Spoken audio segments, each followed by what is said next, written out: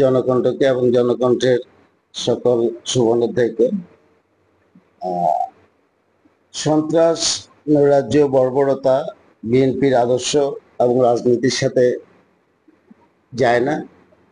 আপনারা দেখেছেন গত কয়েকদিন আগে যে বর্বরচিত হত্যাকাণ্ড ঘটেছে মিটফোর্ড হাসপাতালের সামনে, আমরা সাথে সাথে আমাদের যে রাজনৈতিক দায়িত্ব, রাজনীতি জায়গা থেকে আমরা বহিষ্কার করেছি এবং প্রশাসনকে বলেছে যে আইনানুগ ব্যবস্থা গ্রহণ করতে।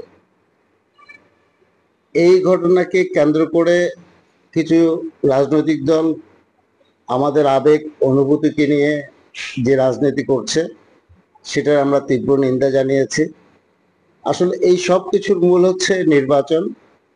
নির্বাচনকে যারা ফেস করতে চায় না, নির্বাচন সঠিক সময় হোক যারা চায় না, তারাই পানি ঘোলা করার চেষ্টা করছে বলে আমরা মনে করি। আমরা সেই ফাঁদে পাড়া দিতে চাই না। আমরা রাজনীতিকে রাজনৈতিকভাবে মোকাবেলা করতে চাই।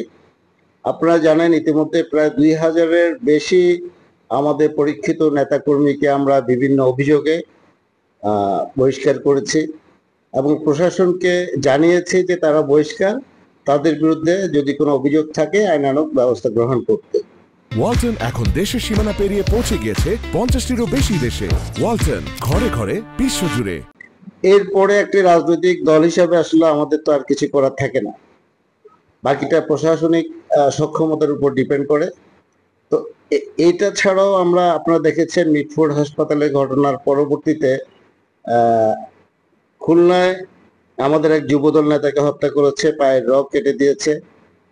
চাঁদপুরে আমরা দেখেছি একজন মসজিদের ইমামকে মসজিদের ভিতরে নির্মমভাবে প্রহার করতে।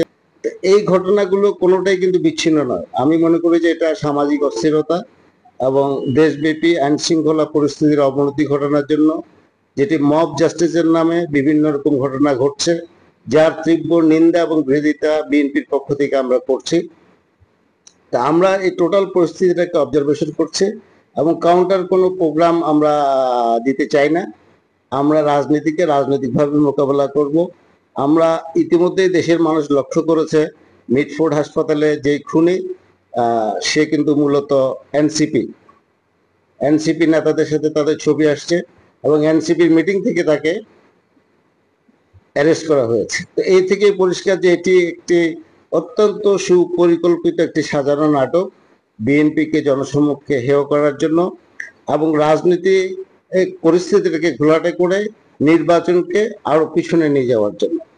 তো আমরা দেশবাসীকে শুধু বলবো, দেশবাসী বিএনপি এবং জাতীয়তাবাদী দল দেশ নেত্রী বেগম খালেদা জিয়া এবং তারেক রহমানের উপর আস্থা এবং বিশ্বাস রেখেছে। সে আস্থা এবং বিশ্বাস আমরা অতীতের ন্যায় আগামীতেও ইনশাল্লাহ অটুট রাখবো।